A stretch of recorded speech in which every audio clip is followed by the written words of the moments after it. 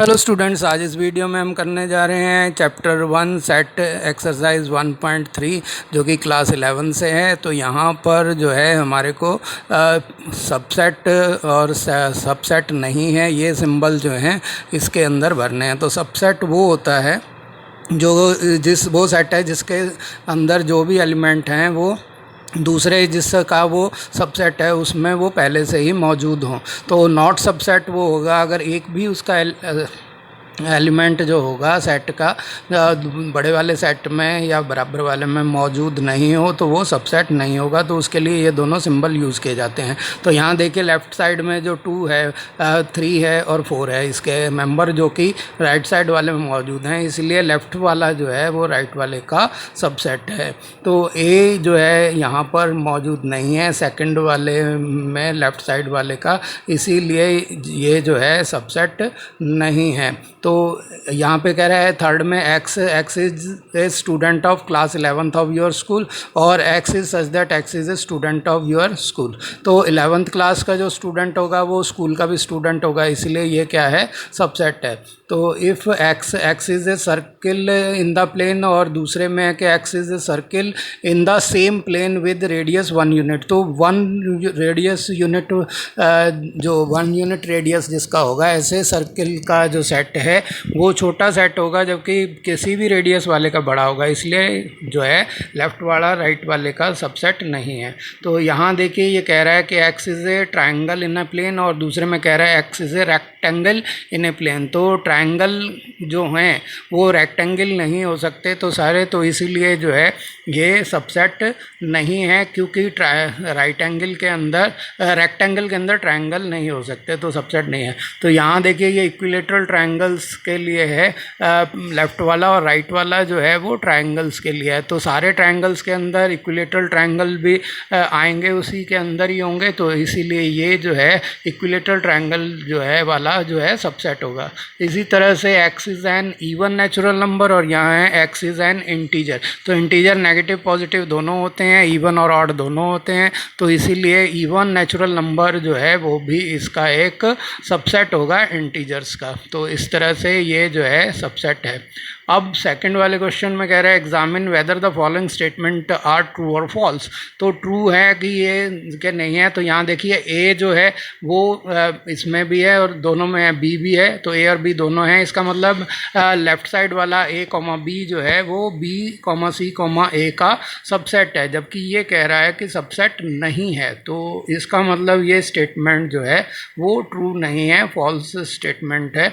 तो ये जो है हमारे पास जो आया है ये सबसेट होने की वजह से ये जो है फॉल्स है। अब सेकंड वाले को देखते हैं। यहाँ ए कॉमा ई जो है वो दे रखा है पहला सेट, और दूसरा दे रखा है X is a vowel of the English alphabet. तो इंग्लिश अल्फ़ाबेट में 5 वॉवल होते हैं, ए ई आई ओ यू। तो इसको जो है इस तरह से अगर हम लिखते हैं ए ई आई ओ यू, तो हम देख रहे हैं कि इसमें ए भी है और ई भी है। इसका मतलब जो लेफ़्ट वाला जो दे रखा है ए कॉमा ई वाला, वो उसके दोनों एलिमेंट इसमें जो है राइट साइड वाले सबसेट वो सेट के अंदर मौजूद हैं।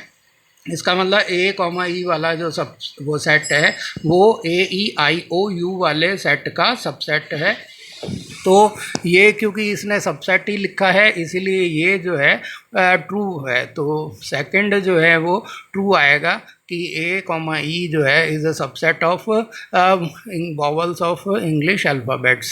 अब थर्ड है, इसमें 1 2 3 दे रखा है और दूसरे में 1 3 5 दे रखे हैं मेंबर्स जो हैं। तो इसका में जो है आपका लेफ़्ट साइड में 2 जो है वो एक मेंबर है लेफ़्ट वाले का, लेकिन राइट वाले में वो नहीं है। इसका मतलब 2 जो है इज़ नॉट बिलोंग्स टू 1 3 5 वाले सेट में। तो इसीलिए जो है लेफ़्ट साइड वाला 1 2 3 वाला जो है सेट है वो 1 3 5 वाले सेट का सबसेट नहीं हो सकता, क्योंकि उसका एक एलिमेंट इसमें मौजूद नहीं है।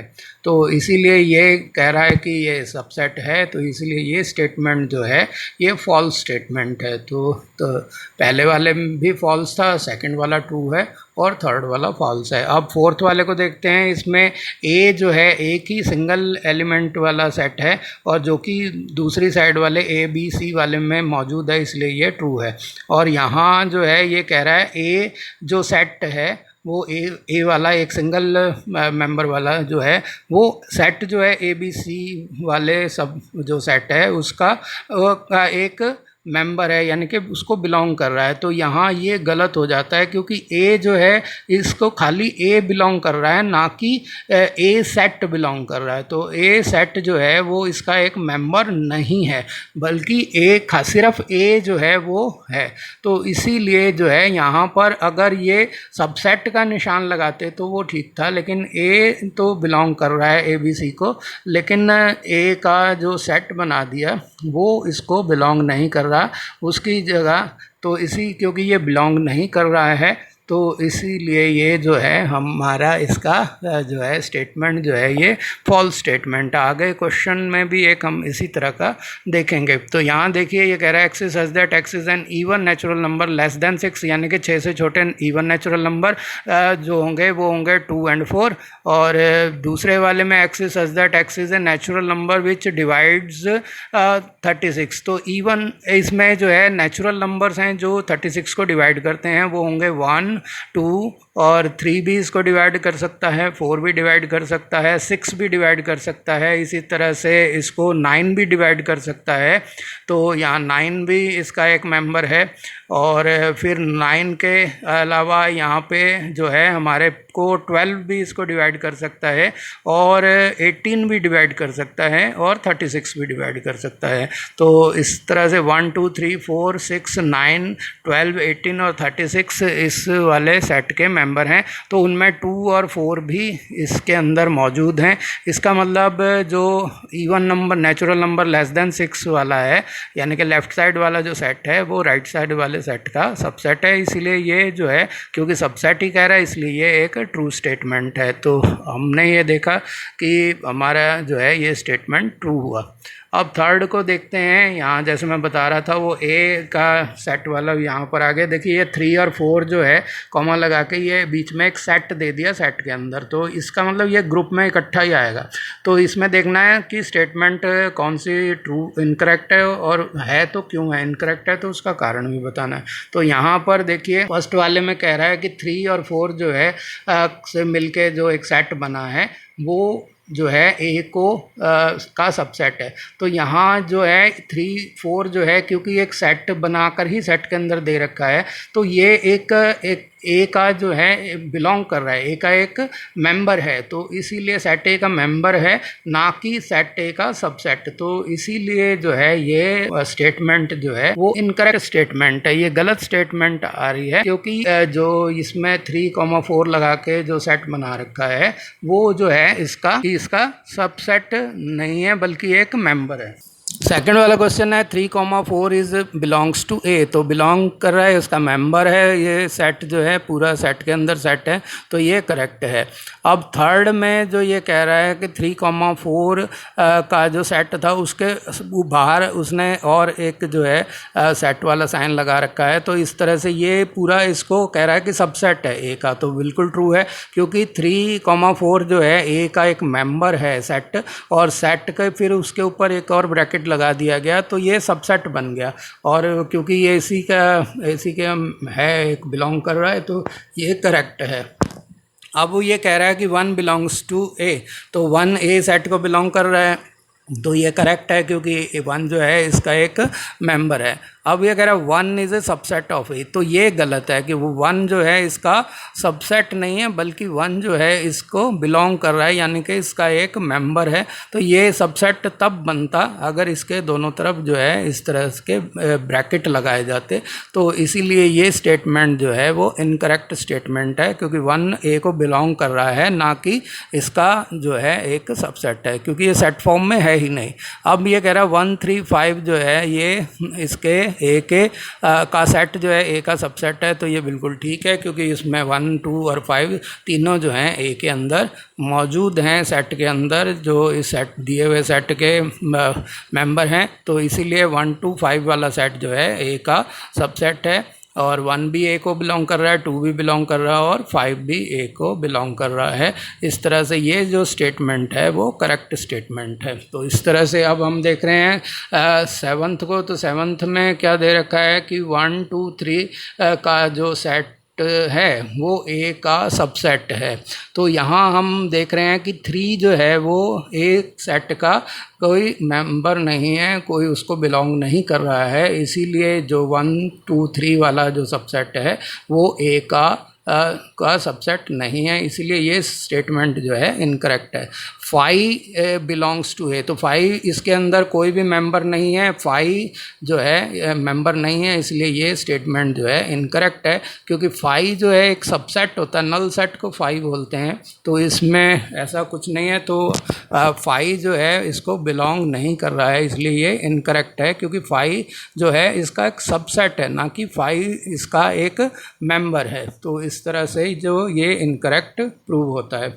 अब 9th में यही चीज़ दे रखी है कि 5 जो है वो सबसेट है ए का, तो ये करेक्ट है। क्योंकि 5 जो होता है सभी सेट्स का सबसेट होता है, 5 सभी सेट्स का सबसेट होता है, इसीलिए ये वाला 9th वाला जो है कि 5 इज़ ए सबसेट ऑफ ए, वो क्या है, करेक्ट स्टेटमेंट है। तो अब देखिए यहाँ पर 4th है कि write down all the subsets of the following sets. तो इसके सबके जो लिखने हैं, तो टोटल नंबर हैं सबसेट्स के वो यहाँ पर लिखने हैं। तो टोटल नंबर ऑफ सबसेट होते हैं 2 की पावर n, तो 2 रेज़ पावर n होंगे। तो n जो होंगे इसमें मेंबर्स के सेट के जो मेंबर हैं वो कितने हैं, जैसे पहले वाले में एक मेंबर है तो 2 की पावर 1 होगा, यानी कि इसके 2 सबसेट होंगे। दूसरे वाले में 2 मेंबर हैं, इसलिए इसके 2 रेज़ पावर 2 यानी कि 2 का स्क्वायर 4 हो गया, यानी कि 4 इसके सबसेट होंगे। तीसरे में 3 जो हैं मेंबर हैं, तो इसीलिए 2 का क्यूब होगा, यानी कि 8 जो हैं इसके सबसेट बनेंगे। इसी तरह से जो 4th है ये 5 है, यानी कि नल सेट है। तो नल सेट में कोई मेंबर नहीं होता, यानी कि इसमें जो है मेंबर्स जो हैं वो 0 है। तो 5 को इस तरह से लिखा जाता है, तो 2 की पावर 0 यानी कि 1 है, तो इसका सबसेट एक ही होगा और वो होगा खुद ही 5 होगा। तो अब हम इनके सबसेट्स को लिखते हैं ये जानकारी लेने के बाद। तो ए में क्योंकि एक ही मेंबर है तो इसके 2 सबसेट होंगे, एक तो ये खुद ही होगा और एक 5 होगा। तो 5 और ये खुद, तो ये 2 सबसेट होंगे इसमें।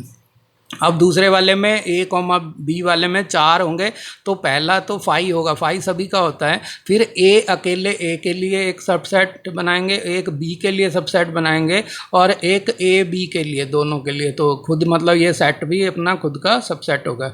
इसी तरह से 1 2 3 है, 1 2 3 में 8 होंगे, तो पहला एक तो 5 होगा, एक 1 के लिए होगा, एक 2 के लिए होगा, एक 3 के लिए होगा। मतलब एक एक के लिए पहले 3 बनाएंगे, एक खाली के लिए, एक 1 1 मेंबर लेके, और फिर एक बार 2 2 मेंबर लेके, यानी कि जैसे 1 2 लेंगे और फिर 1 3 लेंगे, और तीसरा जो बनेगा वो डबल वाला वो होगा 2 3 वाला, और एक जो सेट है वो तीनों का बनेगा, वो हो जाएगा 1 2 3 वाला, यानी कि ये खुद ही हो जाएगा। तो इस तरह से आप देख रहे हैं कि इसमें 8 सबसेट बने, ये 1 2 3 4 5 6 7 8, तो 8 ही होने चाहिए थे, तो 8 हमने लिख दिए। अब 5 जो है नल सेट है, इसका कोई मेंबर नहीं है, तो एक ही सबसेट होगा और वो होगा ये खुद, तो ये 5 हो गया। तो इस तरह से इसका एक ही सबसेट है 5 या नल सेट। तो अब क्वेश्चन नंबर 5 को करते हैं कि how many element has P A if A is equal to 5।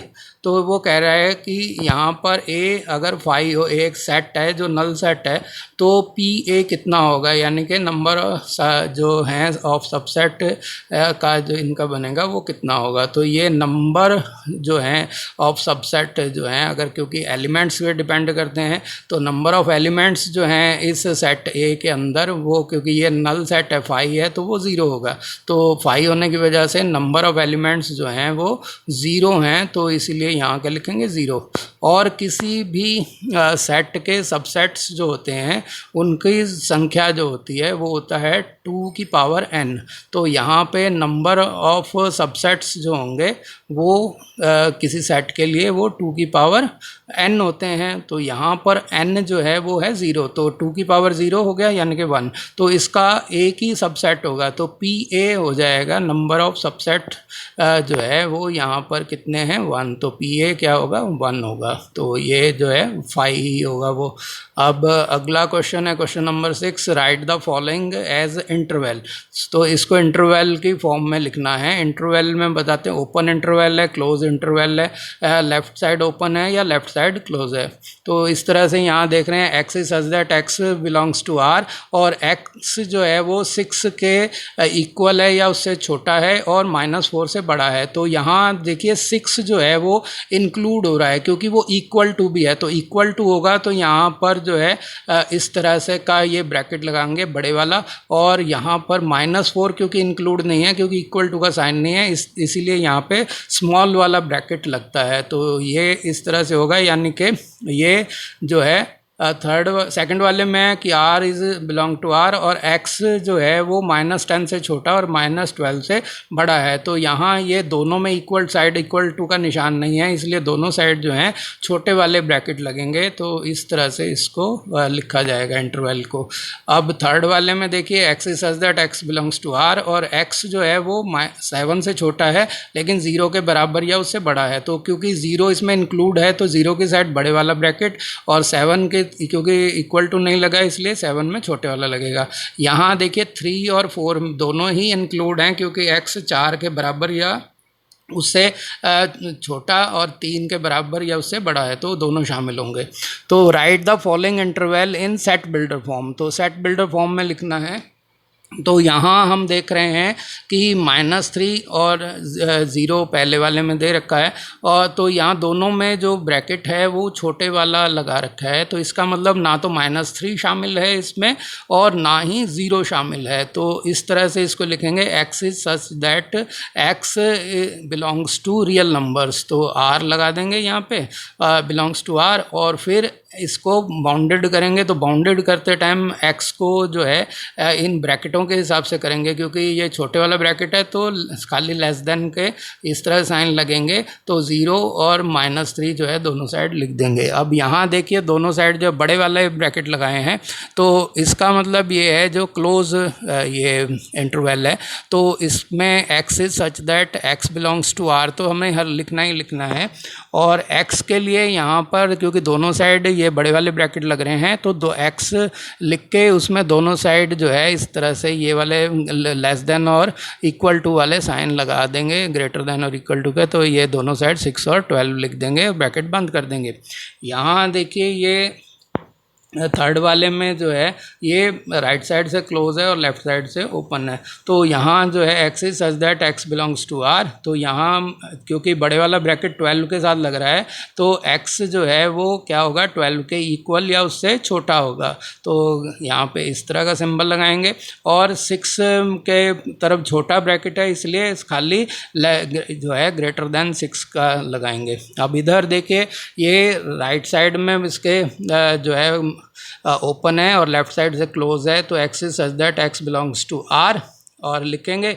और क्योंकि -23 की साइड जो है बड़े वाला ब्रैकेट है तो इसीलिए इस साइड में -23 की तरफ जो है इस ये वाला साइन, और 5 की तरफ क्योंकि खाली छोटे वाला ब्रैकेट है इसलिए वहाँ लेस देन वाला ही साइन लगेगा। तो अब जो है 8th क्वेश्चन है, what universal sets would you propose for each of the following.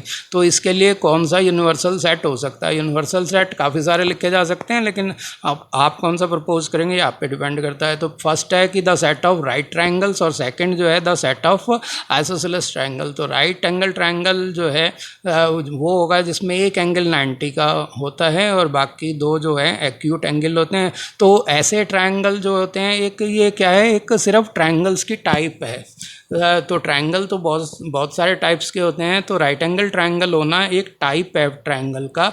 तो अगर हम एक ट्रायंगल्स का जनरल अगर हम सेट ले लेते हैं तो राइट एंगल ट्रायंगल भी उसी में आ जाएंगे।